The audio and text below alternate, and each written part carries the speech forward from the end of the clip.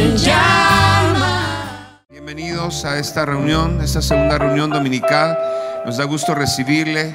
Si usted viene por primera vez, sea bienvenido a esta casa. Si usted viene por segunda vez o por tercera vez, sea bienvenida, sea bienvenido. Nos da gusto tenerle. Si usted está viniendo por primera vez después de la cuarentena, sea bienvenida. Nos da gusto verle. Ya le extrañábamos. Y a las personas que nos están viendo a través de la transmisión en vivo en las diferentes plataformas, les damos la bienvenida también. Y sabemos que Dios les va a bendecir también a través de la transmisión. Estamos contentos el día de hoy porque es el día del Señor, es el día primero de la semana. Entonces es el día que nos dedicamos a honrar al Señor, a impartir su palabra. Y sabemos que en la semana tendremos bendición, tendremos resultados, porque estamos poniendo a Dios en primer lugar. Vamos a hacer nuestra declaración. Levante su Biblia. Si la trae, levante sus dos manos. Vamos a hacer nuestra declaración fuerte, creyendo que lo que estamos declarando es la voluntad de Dios para nuestras vidas. Así es que todos de manos levantadas vamos a declarar: creo en la salvación de mi alma, creo en la sanidad de mi cuerpo, creo en la prosperidad de Dios, tengo un propósito en la vida y algo bueno me va a suceder hoy, porque al que cree todo le es posible. Amén. Todo es posible hoy si crea la palabra viva. Gracias a Dios por la oportunidad que nos ha dado de estar dando una serie que ya comencé hace semanas, justo después de que regresamos, sobre la bendición de congregarnos. Continúo con la serie y estoy en un tema dentro de esta serie que son las 3 comuniones. La primera comunión la he desarrollado en 3 conferencias, me parece ya. Pero es porque es muy rico el tema, es muy revelador. La primera comunión fue el cuerpo de Jesús, es decir, la comunión a través de la cena del Señor, que desarrollé todo este tema de la Pascua. Pero lo que nos une, lo que nos da comunión es el cuerpo y la sangre. Y hablaba acerca del significado de la sangre que Jesús derramó, el significado también de su cuerpo, que es su palabra. Y su palabra la tenemos que no solamente recibir, tenemos que meditarla. No solamente tenemos que comerla, tenemos que rumiarla, tenemos que meditarla día y noche, que fue lo que Dios le dijo a Josué antes de poseer la tierra. Y eso es lo que tenemos que hacer nosotros. Entonces hoy voy a pasar a la segunda comunión. Y la segunda comunión tiene que ver con la carta a los Filipenses. Vaya conmigo ahí, la carta a los Filipenses, capítulo 1. Voy a leer del verso 3 al verso 6. Capítulo 1 de la carta a los Filipenses, verso 3 al 6. Doy gracias a Dios siempre que me acuerdo de vosotros, siempre en todas mis oraciones, rogando con gozo por todos vosotros, por vuestra comunión en el Evangelio. Todos digan comunión en el Evangelio. Desde el primer día hasta ahora, estando persuadido de esto, que el que comenzó en vosotros la buena obra, la perfeccionará hasta el día de Jesucristo. Amén. El apóstol Pablo nos menciona la comunión por medio del Evangelio. Y después habla acerca de el que comenzó la buena obra en nosotros la perfeccionará. Entonces, diga conmigo: propósito. Propósito es una de las columnas que tenemos a su derecha. Si puede ver del auditorio, es una de las columnas o de los pilares que hacemos una declaración: salvación, sanidad, prosperidad y propósito.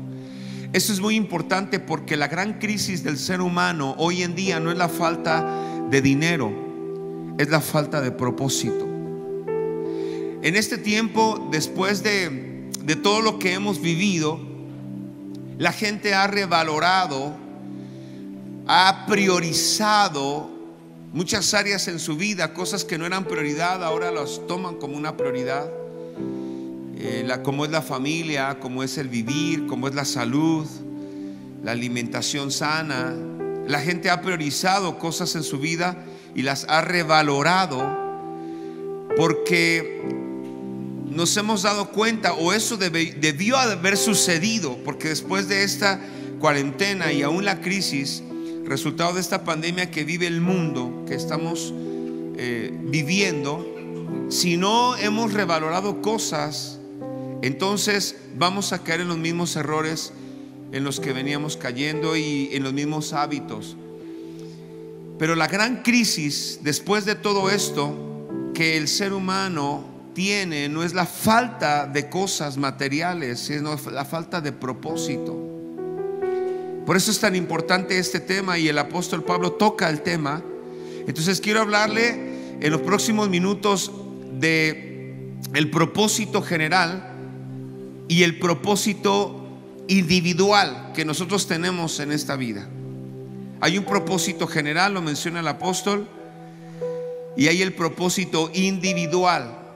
Por eso el apóstol Pablo menciona verso 6, estando persuadido de esto. O sea, Pablo como nadie estaba convencido del propósito personal, porque el hombre había vivido un proceso, creo que como pocos en la Biblia se menciona, pero el apóstol Pablo había vivido un proceso de tal forma que él estaba convencido de su propósito personal. Dice, estando persuadido de esto, que el que comenzó la buena obra la perfeccionará hasta Jesucristo. Y esa es una palabra que tiene que ser un revelador para nosotros, tiene que ser una palabra que echa vida en nosotros, porque si nosotros sabemos para qué nacimos, no solamente va a responder a las preguntas existenciales de por qué estoy aquí, de a dónde voy a ir, por qué estoy en esta tierra, sino que además nos va y te va a enfocar de tal forma que haya plenitud en las cosas que hacemos. Entonces el apóstol Pablo dice, estoy convencido de que si Dios inició una obra, la va a continuar, la va a hacer crecer, la va a madurar hasta que Él venga. Y para todo creyente, para todos aquellos que hemos entregado nuestra vida a Dios, Él está perfeccionando cada día nuestra vida. Eso es lo que nos hace diferentes a una religión. El cristianismo no es religión. Diga conmigo, el cristianismo no es religión. Es un error si se compara con la religión, porque la religión son ritos, normas, son reglas que no necesariamente causan una transformación en la gente. Se puede practicar sin transformación. O sea, la religión se puede practicar sin transformación, pero no así el cristianismo. El cristianismo es un organismo vivo, es un cuerpo en constante cambio, en constante crecimiento, en constante formación. Por eso el cristianismo está en constante cambio. Deberíamos de estar en constantes cambios. Amén. ¿Por qué? Porque Dios ha comenzado una obra y la está perfeccionando. Usted y yo somos seres imperfectos, pero estamos en procesos de perfección hasta que venga Jesucristo. Cada día tenemos que ser mejores. Cada día debe haber un incremento de fe. Cada día debe haber un incremento en la vida espiritual. Cada día debe haber un incremento en nuestra madurez espiritual. Cada día debe haber un crecimiento en nosotros. No podemos ser los mismos, porque si no caeríamos en religiosidad. Pero usted y yo tenemos que estar en constante crecimiento, porque Dios está haciendo una obra en nosotros. Dios nos está perfeccionando y nos está madurando y nos está haciendo crecer para algo. Usted y yo tenemos que permitir esa constante renovación. Por eso el apóstol Pablo menciona en Romanos capítulo 12: no se conformen a la forma de pensamiento de este mundo, sino transformaos por medio de la renovación del entendimiento. Porque usted y yo estamos en constante perfeccionamiento, estamos en constante renovación. ¿Para qué? Para un propósito en la vida. Es que si Dios comenzó una obra, Dios la va a continuar.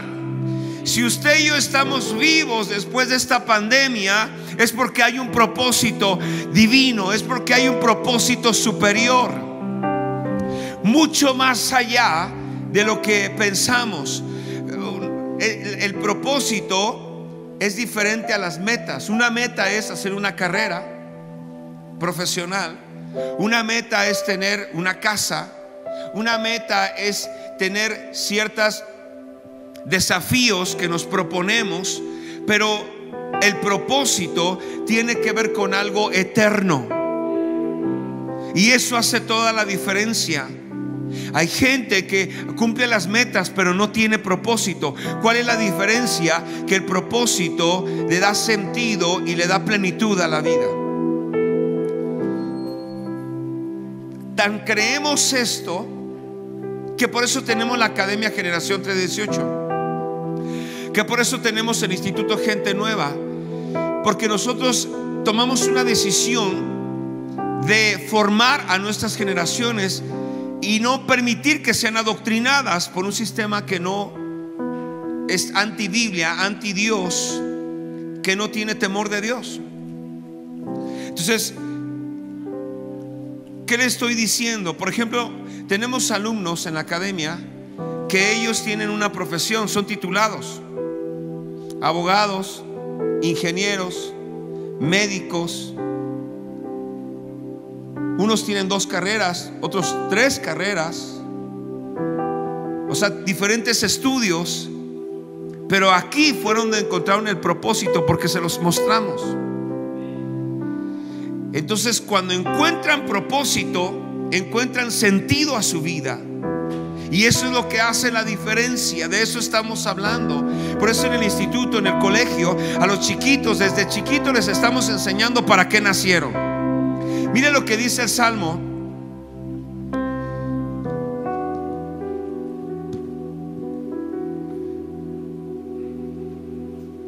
Vea conmigo ahí en la Biblia al Salmo 139, verso 16. Dice: en tu libro, Salmo 139, verso 16: mi embrión vieron tus ojos, y en tu libro estaban escritas todas aquellas cosas que fueron luego formadas, sin faltar una de ellas. En tu libro estaban escritas todas las cosas acerca de mí, y después, antes que fuera formado. O sea, que Dios, antes de comenzar con nosotros, ya había terminado. Antes de que usted y yo naciéramos, Él ya había terminado con nosotros. ¿Cómo? Escribiendo en su libro todas aquellas cosas acerca de nosotros. Entonces, una persona, cuando vive en el propósito de Dios y sabe para qué nació, entonces es una persona imparable en las cosas que hace. ¿Cómo es esto? Tú sabes que un virus no te mata porque tienes propósito, y el propósito es más elevado, es más poderoso, es más grande que un virus, es más poderoso que una enfermedad, es más poderoso que la miseria, es más poderoso que lo circunstancial de la vida, es más poderoso que cualquier situación en la que nos podamos enfrentar, porque el propósito tiene carácter divino. Todas aquellas cosas escritas en tu libro acerca de mí. Entonces, cuando usted y yo sabemos para qué nacemos, resolvemos no solo las preguntas de existencia, sino que además resolvemos el tema de la crisis en la que a veces nos encontramos, de incertidumbre, de saber si vamos a salir o no vamos a salir, si vamos a tener o no vamos a tener, si vamos a cambiar o no vamos a cambiar. Todas esas crisis se resuelven cuando sabemos que tenemos un propósito en la vida, porque usted y yo somos inmortales hasta que se cumpla el propósito de Dios. Eso está fuerte, ¿verdad? Suena hasta pretencioso, pero no es así. Porque el apóstol Pablo, él conoció su propósito. Y mire que si alguien tenía títulos en la Biblia era Pablo.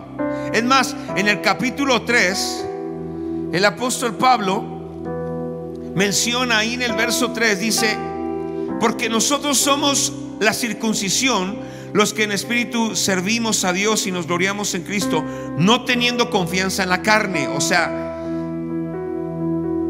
no teniendo confianza en los títulos. Verso 4: aunque yo tengo también en qué confiar de la carne. Si alguno piensa que tiene de qué confiar en la carne, yo más. Qué pretencioso suena, ¿verdad?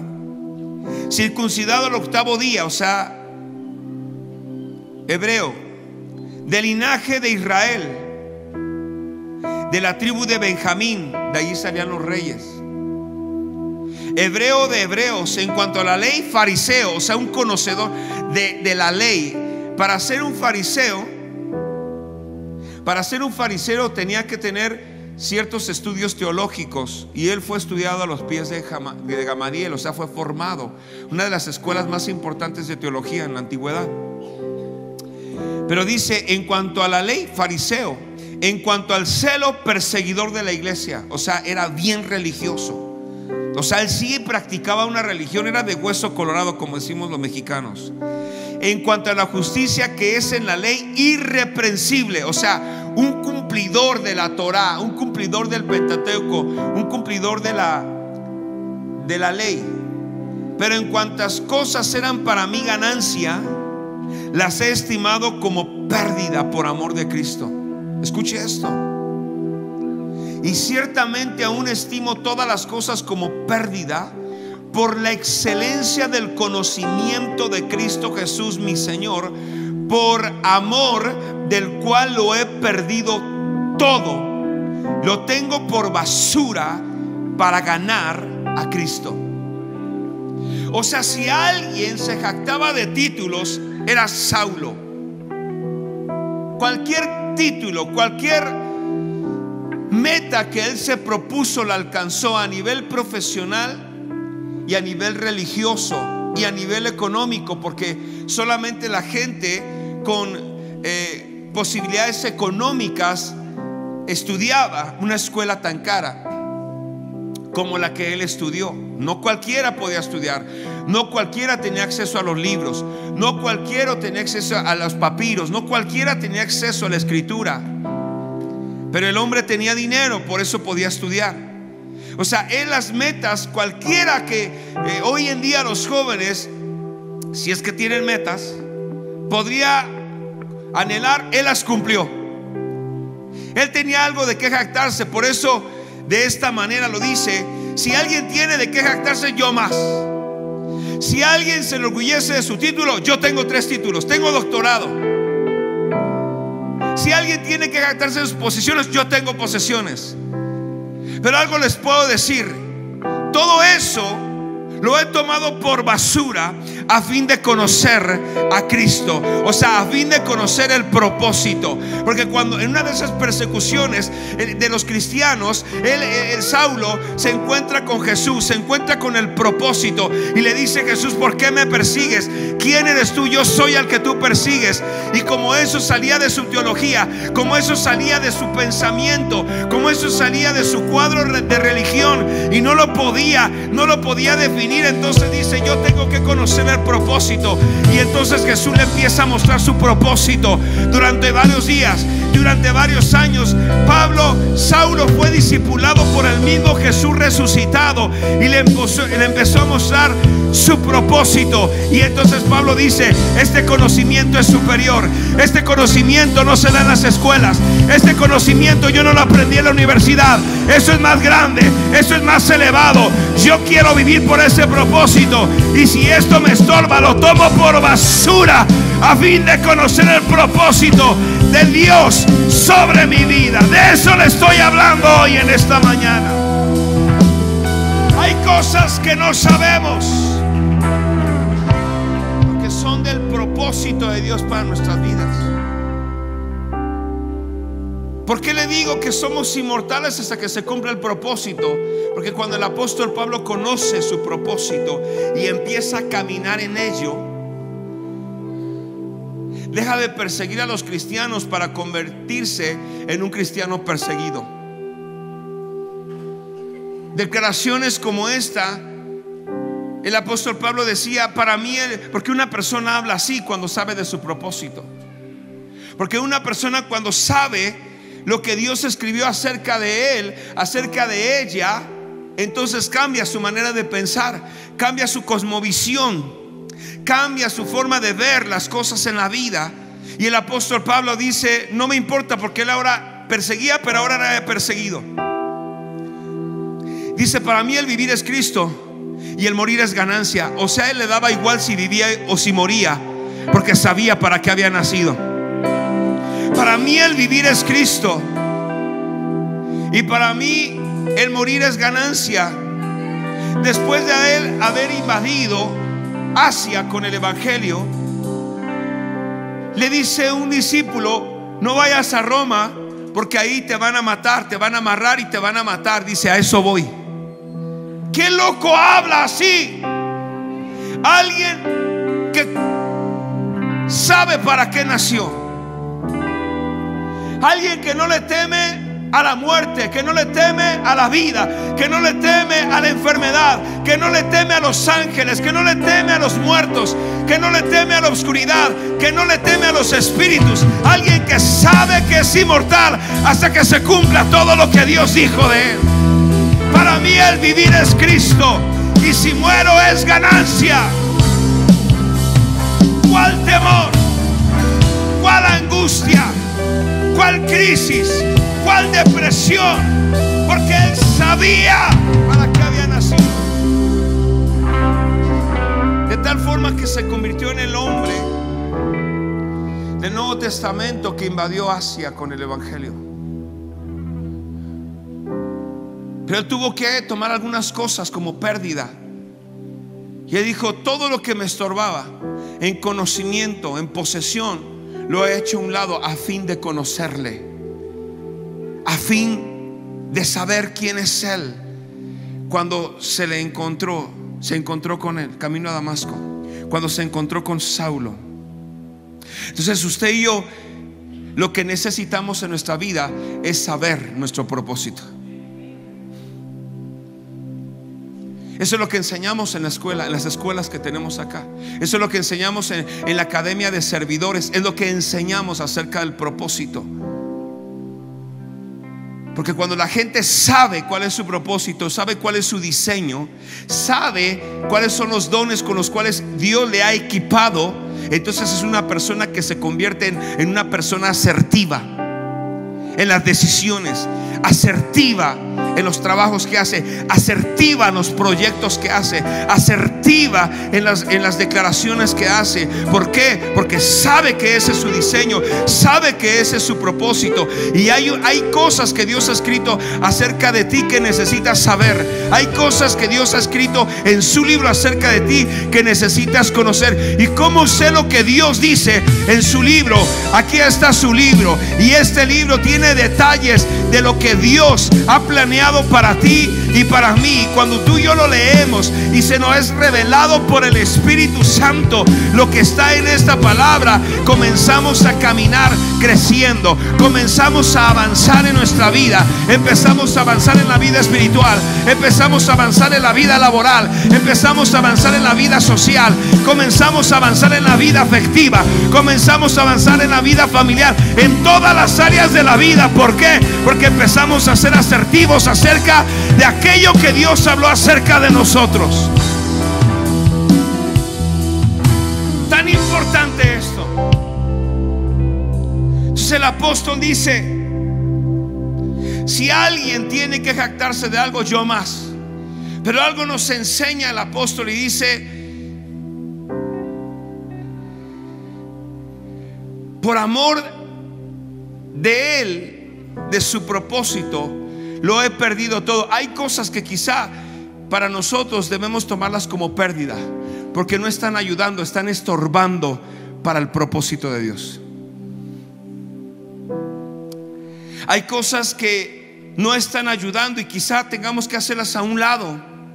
Yo no sé, hábitos, no sé qué es lo que esté estorbando, pero hay que hacerlos a un lado a fin de conocerle, a fin de saber cuál es el diseño para mi vida. Quizá digas, pero yo estoy grande, pero ya estoy viejo, pero ya mi vida está acabada y tomé malas decisiones, pasé por esto. La verdad es que mi vida es un desastre, he vivido en constantes fracasos. Tú no estás aquí en esta mañana por casualidad, estás aquí para escuchar esta palabra y Dios te está hablando. Si Dios lo hizo con Abraham, él era un hombre de 85 años cuando Dios le revela su propósito, Dios le revela su diseño, y hasta los casi 100 años se cumple el propósito de lo que Dios le reveló. Y él vio y tuvo vida y tuvo fuerza para ver el nacimiento de una nación que hoy por hoy es el pueblo judío. Si Dios lo hizo en el pasado, Dios lo puede hacer contigo. Solamente Dios quiere saber si hay alguien que le cree en esta mañana, si hay alguien que está dispuesto a decirle: Señor, yo creo que tú puedes hacer algo conmigo. Yo quiero que tú me reveles mi propósito, porque estoy listo para obedecer. Estoy listo para soltar aquello que me está estorbando, o si es necesario perder aquello de lo que me he jactado, para conocerte a ti y para conocer mi propósito. El Señor pregunta si habrá alguien en esta mañana que le cree y que está listo para recibir algo de Él.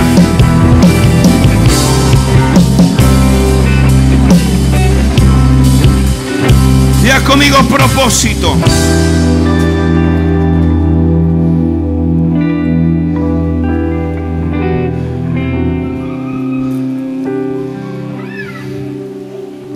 Cuando uno sabe cuál es su propósito, cuál es el diseño, uno se convierte en una persona asertiva, pero además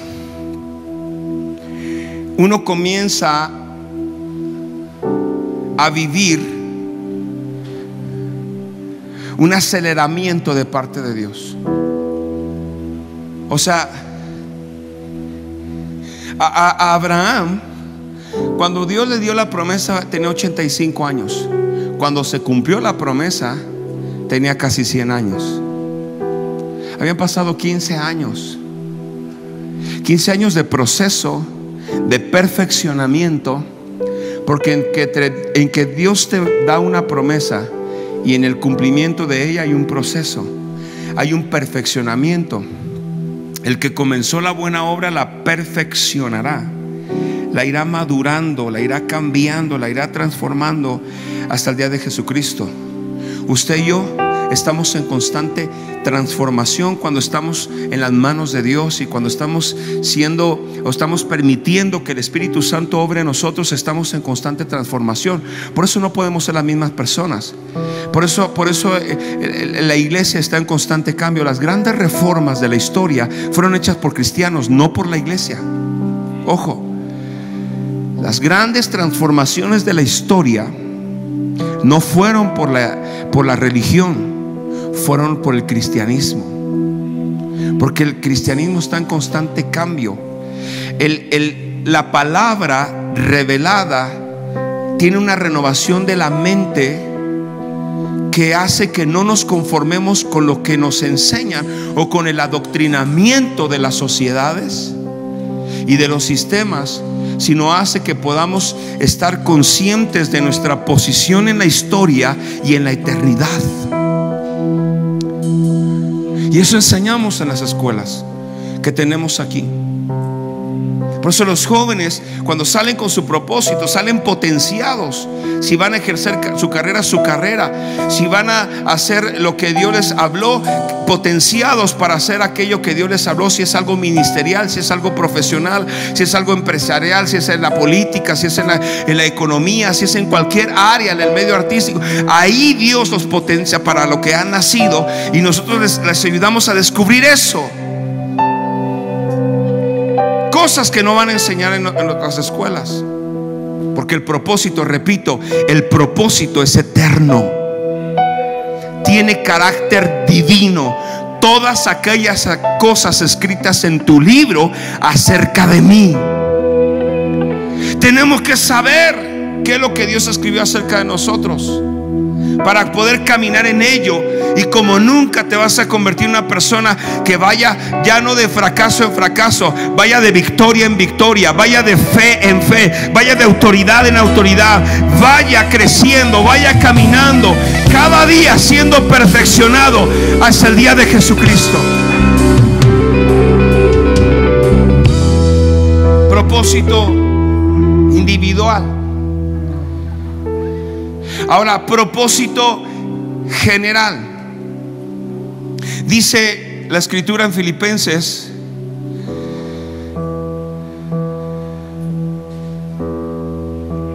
doy gracias a Dios siempre, estoy en el 1:3, que me acuerdo de vosotros siempre en todas mis oraciones, rogando con gozo por todos vosotros y por vuestra comunión en el Evangelio. Esta es la segunda comunión que tiene que ver con propósito. El individual ya lo mencioné, el general es la comunión en el Evangelio. Usted y yo, lo que nos une como cristianos es el propósito del Evangelio. El Evangelio son buenas noticias. La comunión en el Evangelio es lo que nos hace común. Siendo tan diferentes, lo que nos trae unidad es el Evangelio. Tenemos el mismo idioma.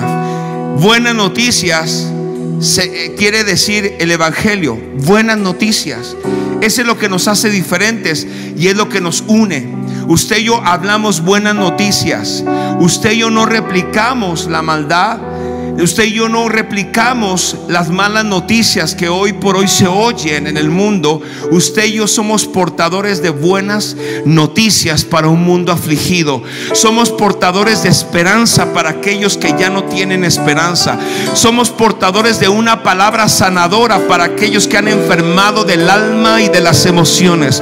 Somos portadores de una palabra liberadora para aquellos que están en una esclavitud de la cual no pueden salir, llamada temor e intimidación. Usted y yo somos portadores de una palabra liberadora. Buenas noticias. Marcos 16:15 dice: y les dijo: id por todo el mundo y predicad el Evangelio a toda criatura.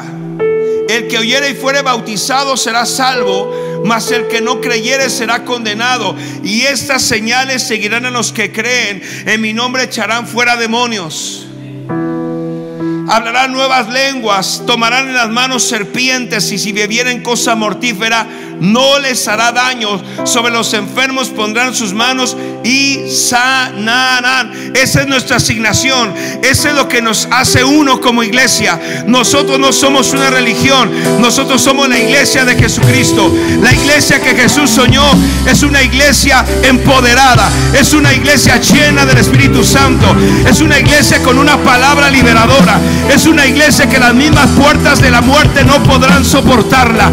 Es una iglesia que no podrá nada poder detenerla. ¿Por qué? Porque es una iglesia que Jesús hizo, que le costó su sangre, que le costó su cuerpo, que le costó sufrimiento, que le costó la vida en la cruz. El nacimiento de la iglesia que Jesús soñó, es una iglesia sobrenatural y una iglesia poderosa. Alguien tiene que decir amén y decir: yo soy la iglesia de Jesucristo. Diga: yo soy la iglesia de Jesucristo.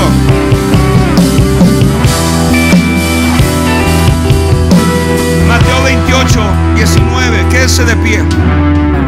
Reciba de pie lo siguiente: por tanto, id y haced discípulos a todas las naciones, bautizándolos en el nombre del Padre y del Hijo y del Espíritu Santo, enseñándoles que guarden todas las cosas que os he mandado.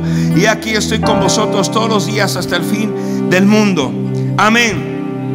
Id y haced discípulos.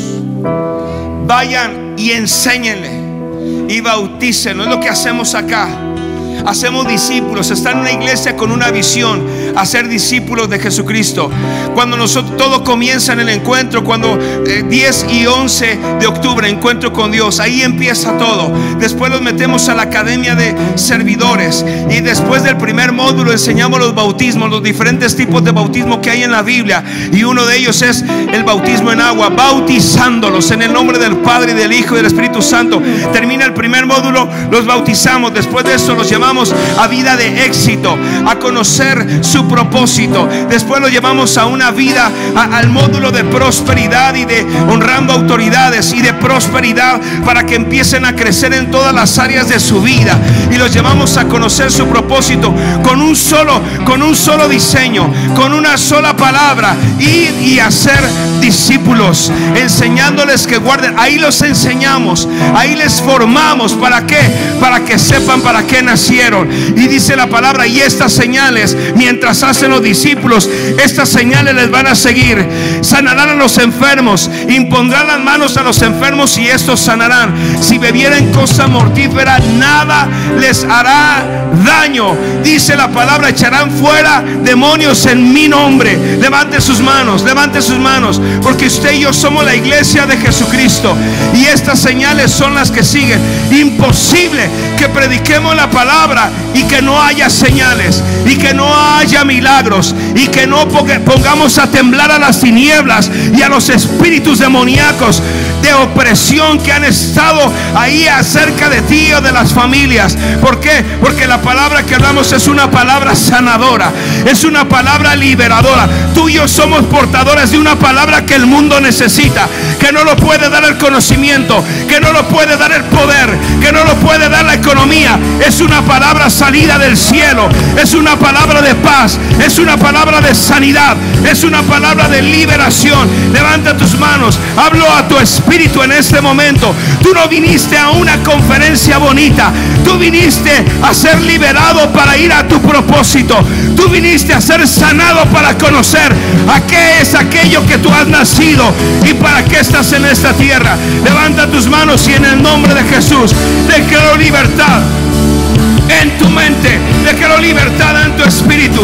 Ahora se rompe toda cadena de opresión, ahora todo paradigma es derribado, ahora todo argumento de las tinieblas en tu vida es derribado por el poder de la sangre, por el poder de la palabra que está siendo predicada ahora en el nombre de Jesús. Y en los próximos días se te revelará el propósito de Dios para tu vida. Hablo a tu espíritu y lo despierto. Muévete un poquito, mueve las manos, mueve los brazos, mueve los pies, empieza a caminar un poco, porque algo está sucediendo en el mundo espiritual, y hoy Dios te va a revelar aquellas cosas que escribió en su libro acerca de ti. Ahora te libero. Hablo a tu espíritu y te libero. Hablo a tu espíritu y te libero. Despierta, espíritu, despierta. Espíritu, despierta en el nombre poderoso de Jesús. Sé libre, sé libre, sé libre. Despierta tu propósito, despierta tu propósito en el nombre poderoso de Jesús. Todo argumento del diablo es derribado, todo pensamiento de las tinieblas es derribado, todo espíritu de temor ahora se va, todo espíritu de angustia se va, todo espíritu de intimidación se va. Fuera, fuera, fuera, fuera, fuera en el nombre poderoso de Jesús. Sé libre, sé libre, sé libre, sé libre, sé libre. Ahora por el poder de la palabra viva de Dios. Ahora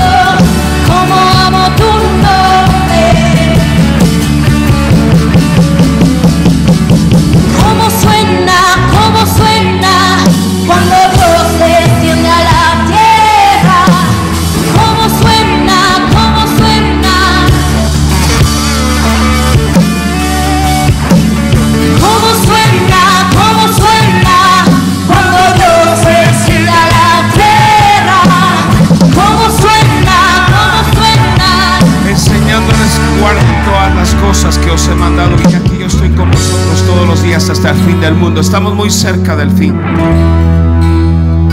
Estamos viviendo tiempos postreros. La Biblia dice, en los postreros días, dice Dios, derramaré de mi espíritu. Estamos en la antesala del fin de la historia. Entonces, estamos en el derramamiento del espíritu. En los postreros días, dice Dios, derramaré de mi espíritu. Entonces estamos por entrar a un tiempo de manifestaciones del Espíritu Santo como nunca las hemos visto. Manifestaciones en milagros, en prodigios, en maravillas como nunca las hemos visto. Antes del fin, Él estará con nosotros todos los días hasta el fin. Estamos en tiempos postreros. Dice la Biblia que el misterio de la iniquidad ya está en acción, pero hay quien al presente lo detiene, y eso se llama iglesia. La iglesia está deteniendo toda la maldad. Si el diablo no puede hacer lo que quiere, es porque la iglesia está frenando. Mire, si alguien teme el diablo, es a la iglesia, porque la iglesia tiene una palabra de parte de Jesús, y las puertas de la muerte no podrán contra la iglesia. Entonces, en este tiempo, aunque está el misterio de la iniquidad en acción, hay quien al presente lo detiene. Somos usted y yo. Somos la iglesia de Jesucristo. El diablo no puede hacer lo que quiere. Llámese versión virus, versión crisis, versión catástrofe, lo que sea. No puede hacer lo que quiere, porque mientras la iglesia esté en esta tierra, va a frenar todo lo que el diablo quiere hacer contigo, con tu familia. Y si tú y yo hemos sobrevivido esta pandemia, es porque hay un propósito más elevado sobre nosotros, es porque hay un propósito divino. Y tú y yo somos la iglesia de Jesús. Tenemos que caminar creyendo y viviendo en el propósito de Dios. Tú y yo tenemos el Espíritu Santo. Tú y yo tenemos palabras cargadas de poder para sanar a muchos, para liberar a muchos, para restaurar a muchos y para darle esperanza a aquellos que ya no lo tienen. Levanta tus manos, levanta tus manos. El Espíritu Santo está en este lugar. En los próximos días, oro para que el Espíritu Santo te revele en sueños. Despierte tu espíritu en visiones. Que el Espíritu Santo te revele cosas que no has visto ni oído, cosas que van más allá del pensamiento. Oro para que Dios te revele su propósito en tu vida. Cuando conoces el propósito de Dios, el cielo te va a ser más claro, las flores te van a tener más color, el agua va a ser más viva para ti. Es porque verás con claridad. Se te revelará lo que ahora está velado, se te revelará por el Espíritu Santo. Levanta tus manos. El Espíritu Santo está empezando a hacer algo poderoso. Muévete un poquito,